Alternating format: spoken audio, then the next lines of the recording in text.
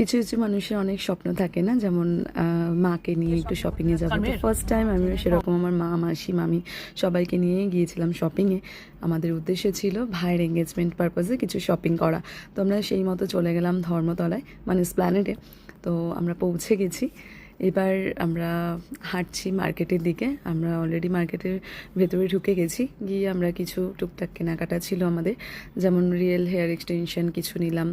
আর দেন hair accessories নিয়ে আমরা চলে গেলাম একটা কাট পিসের দোকানে, যেখানে আমি ব্লাউজ পিস কিনছিলাম। তার নাম হচ্ছে সোনালি ক্রিয়েশন, খুব ভালো কালেকশন ওদের। আর তারপর চলে গেলাম শাড়ির পাড় বসাবো বলে পাড়ের দোকানে, যেখানে খুব ভালো ভালো লেস পাওয়া যায়, তোমরা ভিজিট করতে পারো।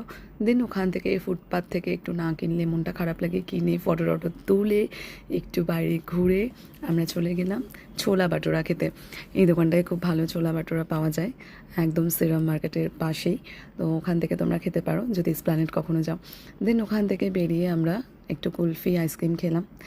দেন আমরা বাড়ির দিকে রওনা দিলাম, আমাদের শপিং কমপ্লিট। সবসময় আমি একাই শপিং করতে যাই, এইবার মা, মাসি, মামি সবার সাথে শপিং করে আমার তো বেশ ভালো লাগলো।